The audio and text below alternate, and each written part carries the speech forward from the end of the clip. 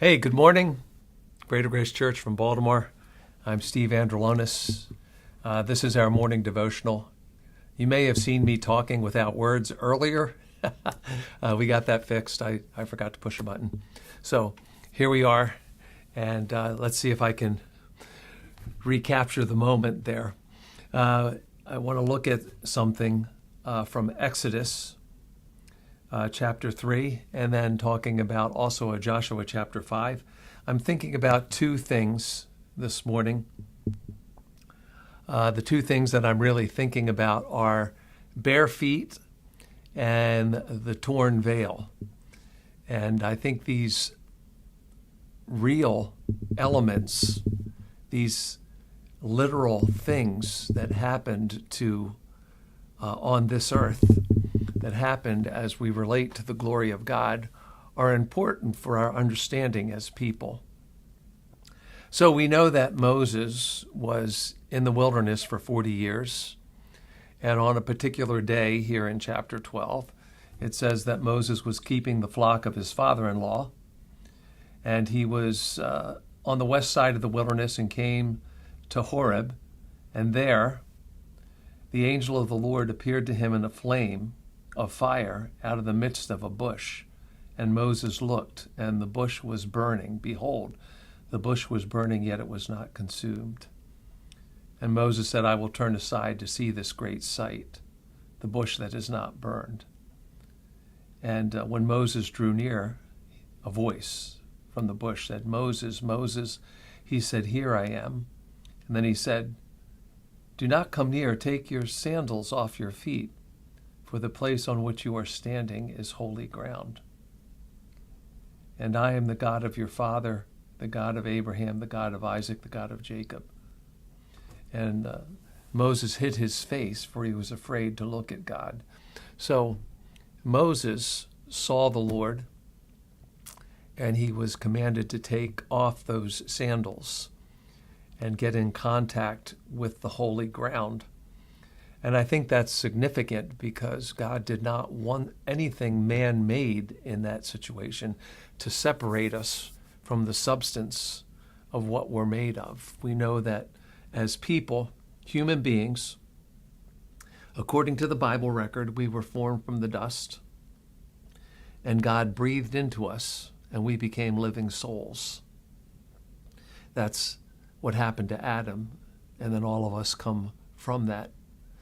So there's a lot, when we speak of the holiness of God, there's a lot to say about him being other than us.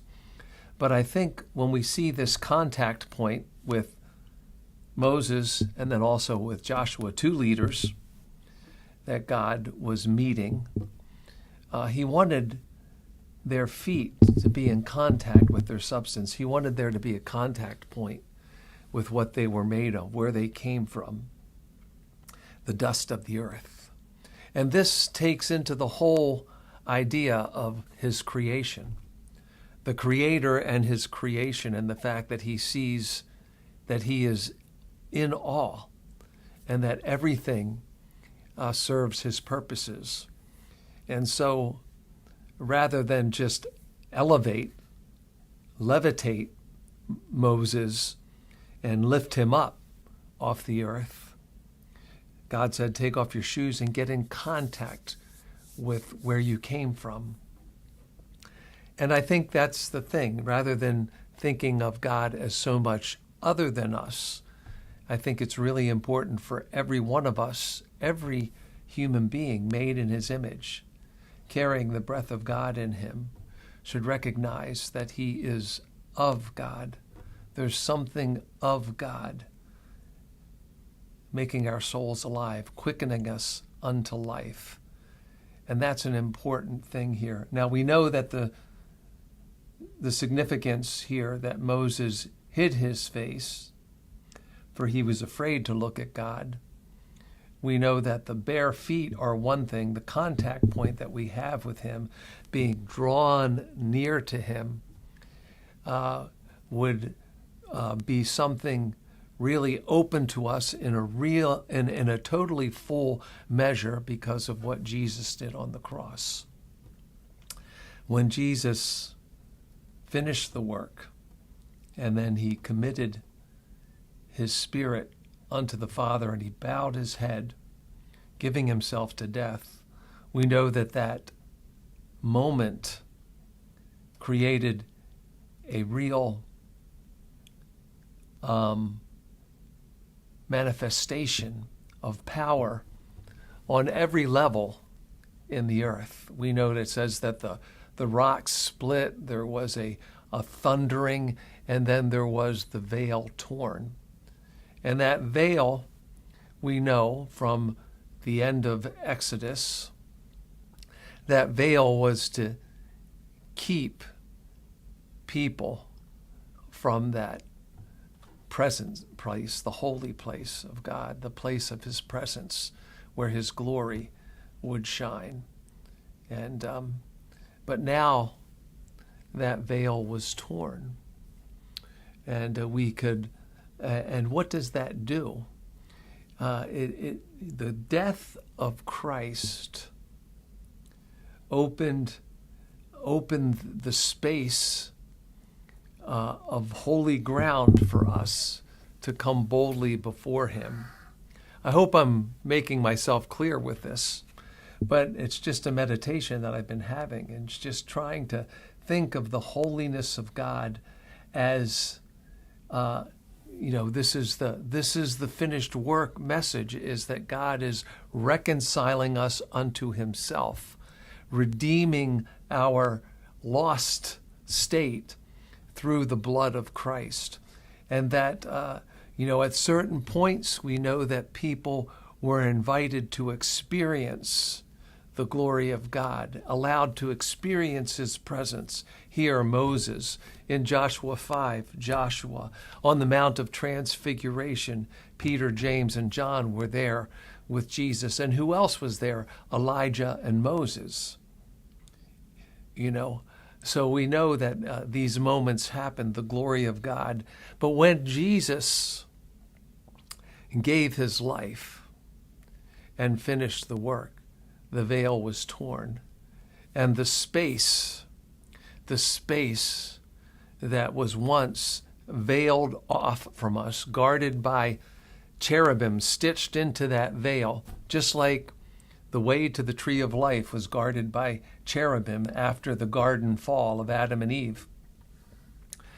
This veil was torn, and now we come boldly before the throne of grace. You can read on here in the encounter with Moses and God at this moment, and we know that Moses is not bold at all.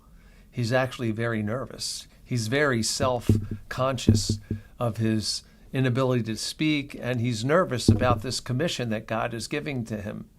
I mean, we know that he spent 40 years as a sort of adopted son in Pharaoh's household, and then he spent 40 years in the wilderness on his own, and he probably had gotten comfortable in this place, and then all of a sudden God shows up, and something new is happening in his life. He's given, and he's nervous about it. He doesn't want to look upon the Lord. He doesn't want to, he doesn't want to answer this call. And but by the end of it, I don't see in this text. Maybe you read it, and I don't see like a burst of enthusiasm, but still, Moses kept going step by step by step by step. And he went back to Egypt, and he followed the purposes of God, and he helped, he initiated the encounter with Pharaoh, and then he led the people through the Red Sea. He led the people through the wilderness, and God was with him. God was with him. God was with him in every moment. He developed this relationship. But I think it all started with this exchange with God. It happened with Moses. It happened with Joseph. Take off your sandals. Get in contact with the holy ground. And I think if we can allow ourselves to see that every place the sole of our feet touches is holy because he lives in us. I think that's an important way to go. I'm sure I'll think further on these thoughts. This will develop a little bit better, I think. But I hope that encourages you, and that if there's anything between you and the substance that God has made you of, if you are somehow dissatisfied with that, God is saying, get rid of your human understandings of that and get in contact that you are made for God, for his glory, and that he is calling you into something really every day. He's calling you, even as mundane and common as it may seem, everything that you do, every place that the sole of your feet touches is a place of promise to you today. I know that there are some days it's a very humid day like here in Baltimore. You feel like you're just going to get through from the car to the door. But, God really wants to take these moments and let us see them as something related to his presence and our substance. Him in us and him in us. That's what it's all about. The finished work has opened the veil. We can come before him. Our hearts are cleansed. We can be inhabited by the Spirit and filled with the Spirit. Yes, bare feet and the torn veil. Think about it today. All right, well, have a great Monday. I'm Pastor Steve Andrulonis. Thank you for listening and watching this little thought this morning here from Greater Grace Church in Baltimore. God bless you.